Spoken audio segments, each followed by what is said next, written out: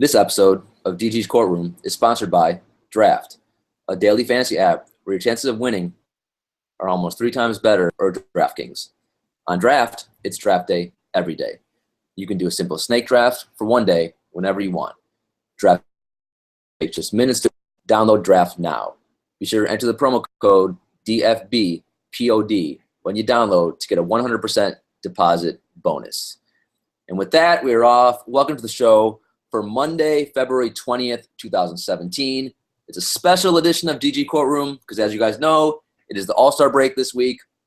But we had a monster trade go down late. I think it was late last night, which was Boogie Cousins got traded to New Orleans for some interesting pieces. Buddy Hield, protected first-round pick, a second-round pick, Langston Galloway, Tyreek Evans. We'll get into the particulars. But to help join me and break this trade down, and more importantly for the listeners, what are the DFS implications? We will go all over all that as well. I have a special guest, Vince Miracle, and that is his real name. I thought it wasn't, but he's a miracle. He's a miracle man. So hopefully he will lead us to making lineups in the second half. Making miracles happen. Exactly. He covers the Sacramento Kings for SacKingsNation.com. Also, the Kings Court podcast on the Almighty Baller Podcast Network. Vince, welcome to the show. Anything else you want to plug? I know you do a bunch of different stuff, so feel free to plug whatever you want. I cover the Sacramento Kings. Been doing it since 2012 on the Kings Court podcast. SacKingsNation.com is my own site. I've been running it for about probably 4 years now. Of course, I'm on the All ABPN. That thing's a mouthful on that network as well. And then I cover the NBA as well as fantasy basketball over there for hoop-ball.com. So I'm just doing a lot of different things right now. And it's been a lot of fun to be able to read some of these stories. And the fact that I get to cover the Kings, I think it's pretty much a blessing because you never run out of things to talk about, except for this week. This week it's been kind of slow. There's not much going on in Sacramento land. I mean, it's pretty amazing. You know, what I thought was a pretty crappy All-Star weekend, pretty boring. And then last night, couldn't stay awake, but then you get the bombshell news. Let's quick go over, in case anyone's been living under a rock, a quick recap of what the actual trade was. And then correct me if I'm wrong. It was just so Boogie got traded to the Pelicans for it was Buddy Hield, Langston Galloway, Tyreek Evans, going back to Sacramento where he was Rookie of the Year. People forget that. And then a protected first-round pick and a second-round pick. Is that correct? Yeah, it's top 3 protected first-round pick for 2017, and then they have the 2017 second-round pick. And then, like you said, Langston Galloway, Buddy Hield, and Tyreek Evans. According to a lot of people that I've been talking to, and it looks like it's also being put out on Twitter now, so expect to see Tyreek Evans. There's a good chance you can expect to see Tyreek Evans, Langston Galloway, and Matt Barnes to be either be bought out or waived by the time Thursday comes around. But as of right now, those are the people that are in the deal. And as most of you guys have probably seen or heard, the reason why they have done this deal is because they just did not know if DeMarcus Cousins was the guy they wanted to continue moving forward with the type of character that he carried throughout his time in Sacramento and just throughout even this season, what happened with the reporters and, getting to 17 technicals before even the All-Star break, which I believe was the first time ever in NBA history. So they didn't really know what they wanted to do moving forward with a guy like that. And they decided, hey, we're really high on Buddy Hield. According to Vivek Ranadive, or these are all reported according to Vivek Ranadive, that he believes Buddy Hield can become the next Steph Curry. Stop it. But that's what he believes. And yeah, that's the decision that they made as a franchise, where I understand why you think about moving DeMarcus Cousins, but I've been blunt and I'll continue to be blunt about it. This was a bad trade for the Sacramento Kings. Yeah, I mean, it was funny. I mean, when I first heard this trade, and I probably remember me. I think I had a couple shows where I just did some rants on Buddy Hield. Now, in New Orleans, it wasn't all his fault. He just couldn't get minutes, which says something right there, though. If you can't get minutes, that usually means you're not that good of a basketball player. But it was hard for him to even get like 24 minutes a night for the Pelicans, even though he was starting. So when I saw him being like the centerpiece of this trade, it was pretty surprising. And then you know, like you, I heard like Vivek, the Kings owner, basically compares Buddy to Steph Curry. I actually went back and I watched some Buddy Hield footage today from his days at Oklahoma, because I was like, maybe I'm missing something. I mean, when I watched his college games, now granted, it's a college game, so it's nothing. And I think it was like the Big 12 tournament. It's nothing like like an NBA competition. Like, he could create his own shot. He was better off the dribble than I saw on the Pelicans, and he some upside, but the comparison to Steph Curry is like you said, absurd. I wouldn't even compare him to Seth Curry. If he can be as good as Seth Curry, I'd be surprised, because how he could be this, and especially if Vlade just called the other 29 teams and like, this is the best offer. Either one, like, that does show that other teams just don't have the level of interest in Boogie that the rest of us just would have assumed you'd have for a top 10 player, or just Vlade's a moron and he made a horrible deal. I mean, which one do you kind of lean towards out of those two options? I think it was more of the fact that once, and the reason why a lot of people are looking at Vlade, and this is including myself, I've been very blunt on Twitter all day long. As soon as that trade was announced, I've been very, very blunt with every thought of this trade. And even on my instant reaction podcast that I did like 3 of them, one with Chris Axman, one with my co-host Joe, and then also one with one of the voices of the Sacramento Kings, his pre and post game show, Jason Ross. He's also the host of Locked On Podcast. I gave instant reaction on how I believe this is a very bad deal, and you can blame it on Vlade. But from what we know is that Vlade Divac has been okay with trading DeMarcus Cousins for a while now. It was all about having Vivek to be bought into it as well. And as the time was going on, Vivek did not want to trade DeMarcus Cousins. He wanted to have a team inside of this new arena to be pushing for a playoff spot. And the funny thing is that they say that, and yet they're only a game and a half back of the 8th seed right now. But what does that really mean, right? Like, they're a game and a half back on an 8th seed that once they start playing the Warriors, it's going to be a 4-game sweep. So they really had to make a decision. Did they want to pay DeMarcus Cousins $219 million max? And then if they do sign him and they want to trade him that next year, they can't do it. They have to wait another full year. So you're 2 years into this new contract. DeMarcus Cousins is around 27, 28 years old. Maybe he's getting better. Maybe there's an injury risk that's happened, but you're already down this road and you have to find a suitor that can take that contract. They didn't know if they were ready for that. They didn't know if they wanted to attach themselves to DeMarcus Cousins, the cloud over the head of the franchise, which has been a dark cloud for a little while now. Whether you love DeMarcus Cousins or not, whether you're covering this team or not, you know that there is something going on with the Sacramento Kings and DeMarcus Cousins. His character and his maturity level has been put to the test countless times, whether you look at what happened with him and Dante Green, him and the stories about Jimmer Fredette. There's stories about him practicing and getting into altercations with teammates during practice. Now, we know he's matured a little bit now, but I'm really eager to hear what some of these players are going to say after a little while without DeMarcus Cousins around, because even with their 2 big wins against the Boston Celtics and Atlanta Hawks, Boston they beat with no DeMarcus Cousins, and then Atlanta Hawks, they came back from 21 points down with DeMarcus Cousins on the bench. Now, DeMarcus hit a big 3 in the 4th quarter, but it was down. It was up to the bench guys to play hard for one another and get that victory. So after those games, you heard a lot of the guys, speak about how there was less complaining about fouls. Everyone was playing for one another. And I don't know if those were direct hits at DeMarcus Cousins, but you knew they were taking slight hits. Like they were, what's the word I'm looking for? Indirect hits. I don't know. I can't think of the right word for it, but that's exactly what they were doing. They were just taking slight hits and unintentionally at DeMarcus Cousins. And I think that drew the attention more of Vivek Ranadive and maybe even Vlade Divac getting in the ear saying, hey, see, look, let's just blow it up. Let's start building a team to where now we're not building around a franchise centerpiece player. We're building around a franchise centerpiece coach. And I think that's the turn for them. Yeah, but again, to me, like that makes total sense. And I'm right. I'm not a Kings expert. The return was terrible. Yeah, that's the thing. Like, you would think, terrible.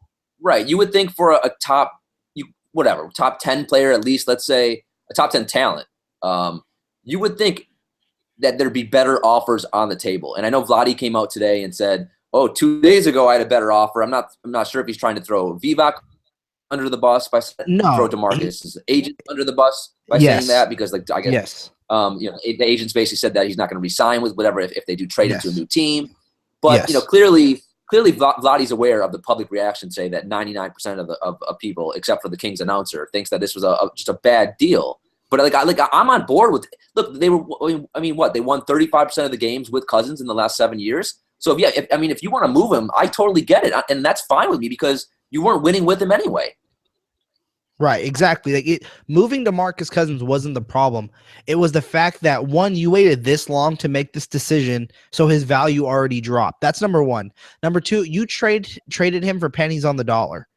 Right. You traded him for absolutely nothing. And the fact that you're already thinking about buying out or waiving a guy like Langston Galloway, who is basically a poor man's Darren Collison and is under contract for the following season, where as a decent backup, he's at a fair price. You may not want to just give him away for nothing, but maybe they think they can offer that same exact deal to a guy like Ty Lawson during the offseason. But even then, they're thinking about waiving Matt Barnes. Matt Barnes is still going to be getting paid that next season, so it's going to be another contract that they're going to be having on their books that takes away from their cap space. They're thinking about buying out Tyreke Evans, which is understandable, but at the same time, you're going to need some players at some point. And then the worst part of it all was getting this first round pick, top 3 protected, where, yes, I don't believe the Pelicans are going to be a top 3 pick. I don't think it's happening, right? But that still gives takes the control of the future out of the Sacramento Kings' hands, because possibility that the Pelicans don't make the playoffs and they're still in that top 10 lottery. And that means there's still a percentage chance of them landing in the top 3. We've seen it before. I believe it was with Gilbert Arenas back in the day when I believe it was Washington traded him away. I can't remember the team that traded Gilbert Arenas away. And I could be saying the wrong player right now, but they traded him away and they did it top 3 protected. They didn't win enough games, so they were still in the top 10. And by some miracle, that one pin ball got drawn out and their name was in the top 3. I wish I had that. I believe it was the Gilbert Arenas trade. But that means it's still plausible. So the Kings, and on top of that, on top of that, and you and I were just talking about it earlier, is that let's say the Pelicans are terrible. Let's say Anthony Davis gets injured after these first 10 games. He rolls his ankle. He hurts his shoulder. He's known to be injury prone, and he's out. And then DeMarcus Cousins gets irritated because you look at the Pelicans roster with DeMarcus Cousins, it's not that good. I mean, let's be honest. The roster is not that good now that they've acquired DeMarcus Cousins. So let's say he gets suspended after about 10 games. He gets two Ts. He's suspended again. And this team is not winning games. And they said, hey, you know what? Let's just tank. Let's try and convince Cousins to stay. Let's try and get the money for Drew Holiday. And the worst thing that happens is we already don't have our pick, but let's tank as much as we can to see if we can get that top 3 pick. Now, for the Kings side, also for their pick, right? For the 2017 Kings pick. If they tank too much, and they're worse than Philly, let's say the Kings land a top 3 pick with their own pick, and Philly lands number 4.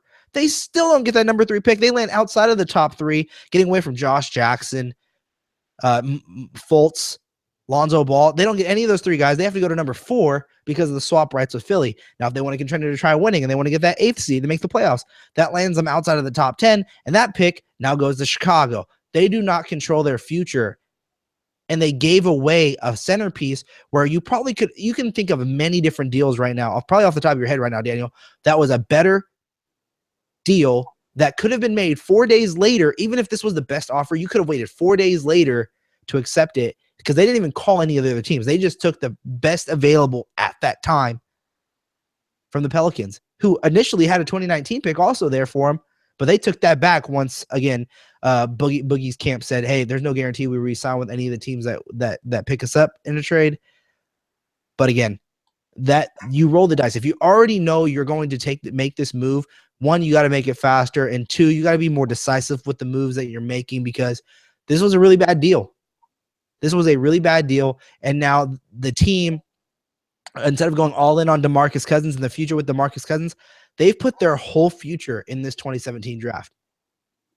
Their whole future is going to be relied on this 2017 draft and this 2017 free agency, because the team that they don't forget it's Buddy Hield, whatever the hell Buddy Hield turns into. And then on top of that, they put a ton of pressure on him now because of the fact that they said we traded DeMarcus Cousins because we believe Buddy Hield has the potential to be Steph Curry. Yep, that's a big name to throw out there on that guy. Yep. And instead of being, it's just ridiculous. They loaded themselves on shooting guards now also, because let's say they find a way to keep Ben McLemore, where you have mixed bags of reports right now on if they're going to keep him or not keep him. He's a restricted free agent. I don't know what they're going to do, but you're also getting Brogdon Bogdanovic coming overseas. You're going to have Buddy Hield. This is a guard heavy draft, depending on where you're drafting at. You don't know what's going to be happening with Rudy Gay. I think it's going to be heavily, his decision is going to be heavily based upon his health and if he can train for other teams or practice for other teams to test the market in free agency, but he can either opt in or opt out. I mean, you really don't have the reputation or a lot of, I mean, you're going to have money, but you're not going to have a ton of money to sign key players in free agency. And do those agents trust you after what you just did to DeMarcus Cousins, coming out publicly and saying to his face, no, you're going to be here in Sacramento, we're going to max you out, but then behind closed doors take an offer? Well, plus it's hard to see any player just wanting to go to Sacramento with that roster and with that front office. Exactly. So you've put yourself, instead of going all in with DeMarcus Cousins, which I'm fully okay with you trading away DeMarcus Cousins, that's not the problem. But now you went all in on this 2017 draft, because I believe in 2018, they don't own their draft pick. They don't have a pick in 2018, and they also don't have, or I believe it could also be the top 10 protected thing. I got to look back on the 2018 pick, but I know in 2019 they don't even have a pick. And that's why they were trying to get that from the Pelicans. They should have just waited 4 days, because I bet you if they would have called around the league, there's a chance. Well, people said they weren't going to get much for him. We already know that. Okay, fine. Wouldn't got much for him. But to come to the Pelicans and say, you know what, we're listening to other offers until you add that pick in, 4 days. The Pelicans have already made that decision that they're going to try to acquire him. You test it. You don't let them dictate what you get in return. That's the whole point of making trades. And again, I think this trade and how it's been made, one, the reputations of those two guys are going to be put on there, but it shows as of right now how inexperienced and how unorganized the Sacramento Kings front office is right now. Yeah, I mean, and just how the way that they're portrayed and being portrayed by the rest of the media today is, I mean, says a lot. First of all, it's hard because our people already didn't have a high opinion of Vivek or Vlade, and to have, after this trade, people still like just going berserk and this much up in arms, and some people wanting like the commissioner to step in and veto the trade. And to get people to that kind of outrage and that it's pretty crazy. So it's kind of a mind-boggling trade. Even though I'm with you, it seems like everyone's on the same page. Trading Boogie, fine. What you got for him, just disgusting. Would be the easiest way to kind of sum that up. But let's move on and talk rest of the season Kings, because let's face it, and a lot of this is going to change. It's Monday. Games start. I think Kings play. I forgot who they play on Thursday, but that's when the games start. Nuggets. Yeah, the Nuggets. So it's not going to be Jokic, DeMarcus anymore, but it's going to be Jokic, Cauley Stein or something like that. But we are going to have to roster Kings players in daily fantasy sports, in season long. This show, we're going to probably mostly focus on DFS. So the first question is, though, we're going to have to figure out who the hell is going to get those minutes and those shots, because Cousins had about a 36% usage rate, which was, I think, second in the NBA next to Westbrook, if not third, next to Westbrook and Harden. So you have all of a sudden all these shots opening up, and you don't really have any. And like you said, if they're gonna release Barnes, if they're gonna buy out Tyreek, the buying out of Langston Galloway makes zero sense to me. So that one, when you mentioned that one kind of, my jaw kind of dropped, because you can make a legitimate case right now. He's better than Buddy Hield. So that's would be a weird move if they did that. I mean, he's only 25 years old, Langston Galloway as well. And Kings, because they just traded Cousins. Sense of what we think the Kings are going to do the rest of the year. Let's start this way, because there's a lot to unpack here. Who do we think would be the starting five? And this also, we also going to have to take into account, is Collison going to be traded? Is McLemore going to be traded maybe, which I guess there's rumors out there as well. So, but just as of right now, as of the time we're taping this pod, who do we think would be the starting five, like for Thursday, I guess? I would go, and this is also depending on the health of a lot of these players, because they have Malachi Richardson, who's out 4 to 6 weeks. They have a Flalo, Garrett Temple, all out with hamstring injuries right now. So they're dealing with that. If I had to assume everyone healthy, or Ty Lawson also, sorry. I'm going to assume it's going to be Darren Collison, Buddy Hield, Garrett Temple, Anthony Tolliver, and Costa Koufos. I think that's going to be the starting five. I don't think Willie Cauley-Stein jumps right into the starting lineup like everyone assumes. I think they're going to keep rolling out Costa Koufos. And I'll even tell you this, Daniel, they're going to try to continue to win basketball games and compete for the 8th seed. Dave Yeager's not just going to give up. I mean, like two things there I'm like speechless. One, Koufos over Willie Cauley-Stein, to me, that's a crime against humanity that should not be allowed. I guess I can understand why you weren't giving Cauley-Stein big minutes while you had Cousins there, because it's tough to play both those guys at the same time. But can you explain why would you play Koufos over Cauley-Stein? Like, what would be the rationale behind that? The only rationale is this: Koufos is. I think Dave Yeager, one, is a fan of Costa Koufos. Two, Koufos has experience with Yeager's system. He's looked more fluid in Yeager's system, although Willie Cauley-Stein has begun to look a little bit better. But again, they're looking to compete right now. They're not going to give up. They're still going to fight for that 8th seed, being only a game and a half behind, being the fact that the team that they have to beat for that 8th seed is the first team that they're facing after this All-Star break. I mean, they're just going to keep contending. And, you know, with Dave Yeager, you have to admit something that is still 100% true about this guy, and why I think Kings fans were okay with moving on from DeMarcus Cousins, because you had a guy like Dave Yeager, is that he will continue to push the players to the limit of running that system. Look what he did with Memphis and those D-League players that you probably don't even remember half the names of the roster. Remember Xavier Mumford? I do, because I would call him Mumford and Sons on the podcast. Exactly. Yeah. Right? He was the guy that was on he was the guy you'd say that's a lawyer name. You know what I mean? Yeah. But those were guys that a lot of these guys, people don't even remember some of the players that were on that team, but they were able to hold on after losing all of their stars to make the playoffs. And then they had that one good game in the playoffs against the Spurs, but no one actually thought they were going to win after the second half. Like, everyone's like, the Spurs are literally playing with you. But again, that's what Yeager does. He pulls out the best of his players, and we've even seen it this year. You know, after the slow start, and although the team's still losing games, there have been those moments where you've seen this team look good. And I think that's what they're going for. They're trying to just make a team built around what Yeager wants to run in his system, with brand new guys, a change of culture, a change of scenery. And it's going to be put heavily on these young guys that are coming in, and whatever veterans or whatever type of players they can get during the offseason. Right, and that's why they brought in guys like Garrett Temple and Tolliver too. Those guys won just last season the Teammate of the Year award. So is that a real award? Probably not. But the fact that they were voted Teammate of the Year in the NBA speaks volume to what they are and their importance, I think, in this locker room moving forward. All right. So let's say Koufos does get the start. I mean, two questions with that. One, first of all, I object to that. I want that noted for the record. if we can relay that to Coach Yeager and to Vlade and Vivek. I mean, dear God, we'll give Cauley-Stein some legitimate minutes. But we know, first of all, how many minutes do you think Cauley-Stein will be getting per game? Because I think he still should be getting 24 or so. But he's going to get 28 minutes, 28 to 30. I still think he gets the high-end minutes. All right, still. So even if he's not maybe he's not a starter in name, but he's still going to get the starter minutes.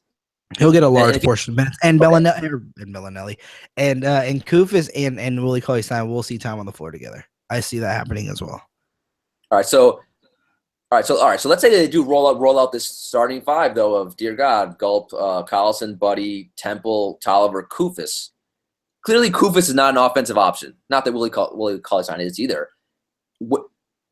And Tolliver is not an offensive option. Temple is really not. I mean, Temple actually has surprised me this year. There's been some games where I'm like, wow, that came out of nowhere. He can actually create his own shot a little bit. But obviously, do we think then Collison and Buddy all of a sudden they just shots galore for those two? I mean, where are the points coming from that first unit?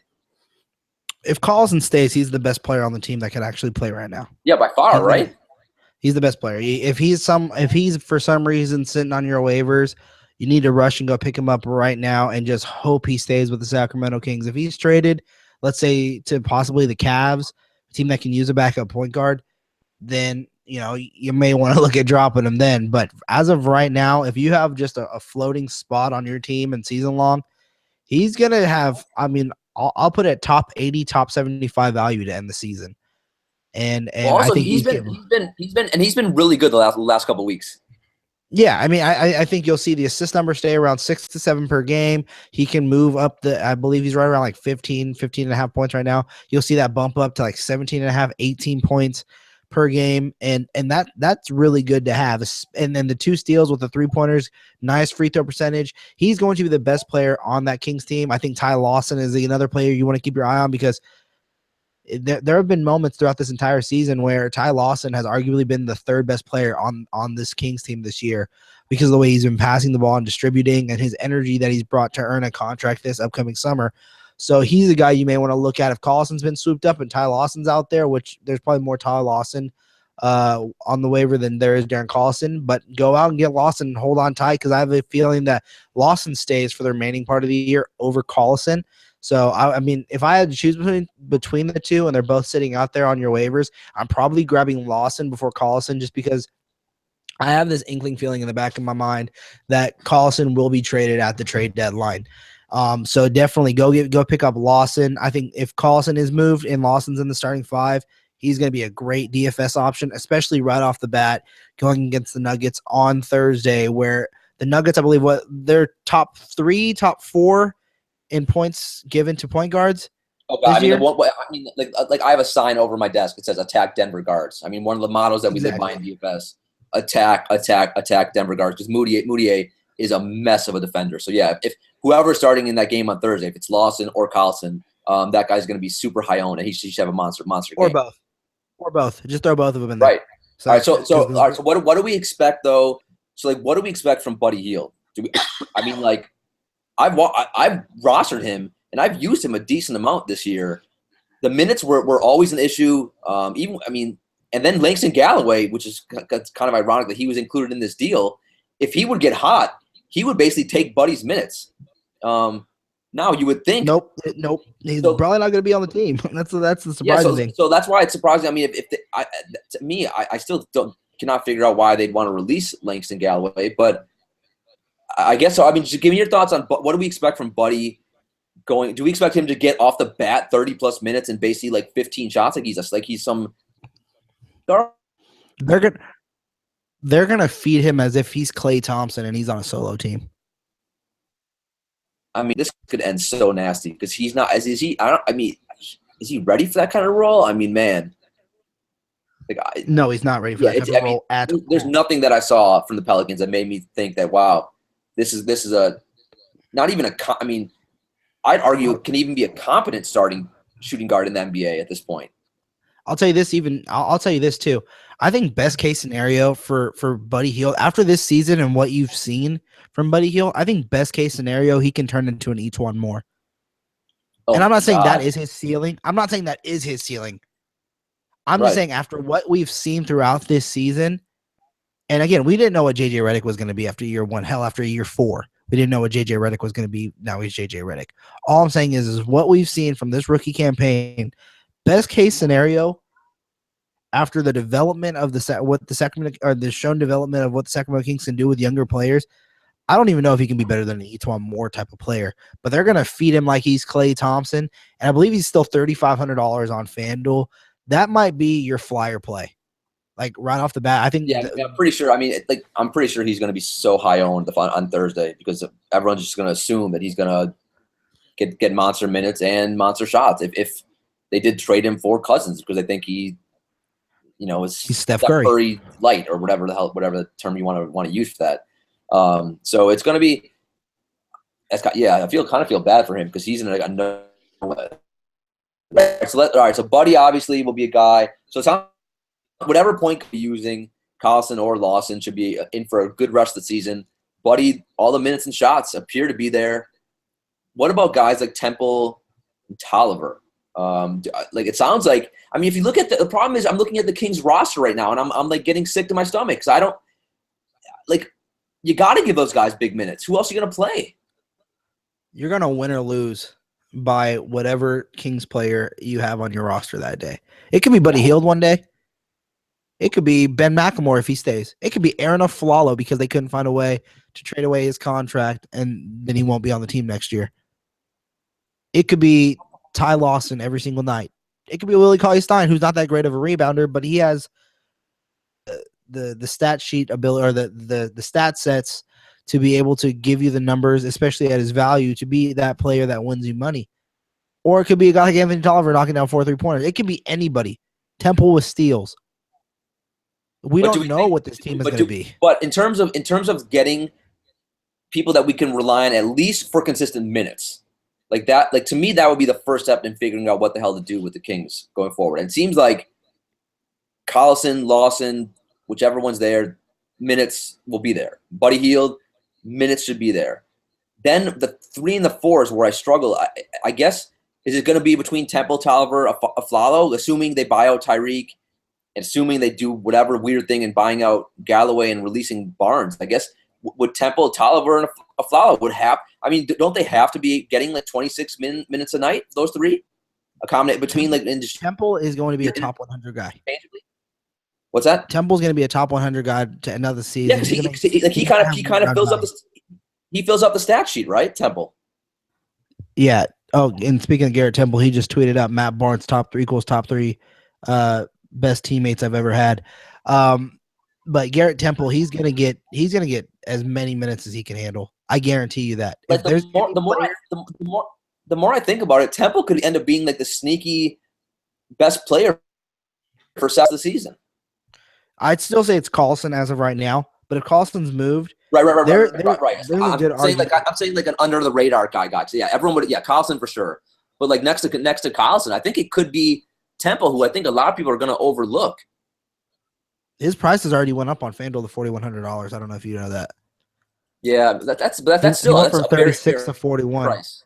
Oh yeah, no, you're expecting 20 and a half points. But I mean, I believe it was just last week he was only $3,600 though. I mean, that's how. Yeah. That's the other thing. The other thing we're gonna have to monitor, obviously, is what's everyone's prices on Sacramento, because all these guys who were in purgatory and getting 0 minutes last week are suddenly their prices are all going to rise in the next week. But that's why the next week for DFS is so important, to take advantage in these first few games while everyone else is still trying to guess who the hell is going to get the minutes. If we have a leg up and we play a guy like Garrett Temple, I can tell you the 6 guys that are going to guarantee get a fair share of minutes. All right, this is why you're the miracle man. All right, let's lay it on me. Who are the 6 guys? The starting 5 that we named off, right? Collison, if he stays. Yeah. Let's just go off the guys that we assume are saying. So Collison, Buddy Hield, Garrett Temple, Tolliver, and Koufos. He's going to continue to get minutes. He's going to continue to be irrelevant in his minutes. I'm going to just name off all the guys that are going to get high minutes. So there's more than 6. Willie Cauley-Stein. And this is just, I'm sorry, I have to say this. Aaron Aflalo, Ben McLemore. Oh, God. And that's it. I pray they get rid of him, because like I sit through another game where he starts. I forgot Ty Lawson. Did I not say Ty Lawson? Ty Lawson. That's number 9. Ty Lawson. That's number 9. See, then once we start naming 9 guys, if this becomes like a Brooklyn situation, if this becomes a Brooklyn situation though, or a Lakers situation where they're giving out 24 minutes to everyone, that would be the worst scenario. Although it seems like Collison and Buddy should be locked into the big minutes. Buddy. Guys that will like out of those 9 guys, wouldn't it be Collison and Buddy who should be at least plus minutes? Guys that will produce for you the most in DFS, I think, are going to be Collison, Lawson, Temple, and Cauley-Stein. Those are the 4 guys that at their price, they're going to produce for you. I think they're going to exceed value every single time. Collison, Lawson, Temple are all for your season-long guys. Those people are going to have, I think Collison, if he stays, he has top 75 value. Lawson and Temple, they're going to be late-round guys, maybe just top inside that top 100, maybe just outside of it. And then Willie Cauley-Stein's going to be a top 150 guy with the ability to be a top 100 guy, but he won't exceed that at all. So those are going to be your key guys that are going to be exceeding value. I think your value plays on a night-to-night basis will be Anthony Tolliver and also Aaron Aflalo.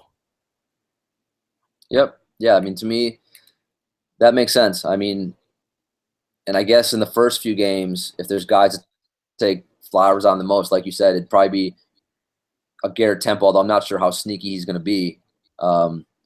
He's going to be garbage, but he has the potential that if they need scoring and no one else can score, that's when Aflalo goes in and goes, "Hey, can I just get in the post 6 times and do my favorite Melo impression?" Yeah. And they're like, "Sure." Yeah, I mean, interesting. All right, last question that I have. So a big thing that I always talk about on the show is I talk about my 3 favorite things: my dog, which is the bailiff on the show, pace, and Sacramento notorious for playing at a slow pace this year. Now, because obviously when you have a 7-footer and he has a great the game down for him to get him the ball in the post. Although lately he's been on the perimeter jacking up threes a lot too. But I digress. Do we think? And I guess this would speak to more like what's Jaeger's system. I mean, if you go back to Memphis, that would kind of say that's not a very fast-paced system either. But do we think there's in any way that Sacramento will be playing at a fast in the second half of these laps? You got to remember this too, that Jaeger wanted to pick up the pace in Memphis. Like that was his initial take. Like I want to pick up the pace of this team. And remember that first year they started struggling and they couldn't figure it out. So he changed whatever he needed to do back to their old ways, kind of that Lionel Hollins type of offense, made some new type of plays up, and that's how they started winning games, and that's how he became successful. He now has a team that can move up and down. They're younger, kind of. They're looking to get younger for sure. To answer your question straightforward, yeah, I do think they're going to be a lot more up and down, but that still doesn't mean they're not going to be running a lot of set plays to start a lot of the halves. Yeah, and to me, like that would seem to make sense because if you get obviously Willie Cauley-Stein on the get him in the post, probably not going to be an elite option. But if you get him out on the on a fast break on the run, he's athletic, he's quick, he can move up and down pretty well. So maybe that can help. Maybe it's that way. And also, I mean, what was hindering Collison this year is he's not the quickest guy in the world anyway, but I did think that having to wait for Cousins every possession did kind of limit his upside, especially early in the year, because the pace was just so slow for Kings games. You kind of cut out in and out there a little bit, but I'm just gonna agree and say yeah. Nothing wrong with that. All right. So any remarks that you have for anything you want to get off this DFS, the trade, Boogie, Buddy, anything at all? Sure. You know what? I'm about to just do something I haven't done in a long time. I'm gonna give away my lineup for Thursday right now. Oh, look at that! Wait! You already built your lineup for Thursday? Yeah, why not? I already built it right now while we were talking throughout this thing. That's why I knew values. You ready? Let me know when you're ready. I'm ready. I'm ready. Go ahead. I got Darren Collison and Jamal Murray. Interesting. I got James Harden and Gary Harris.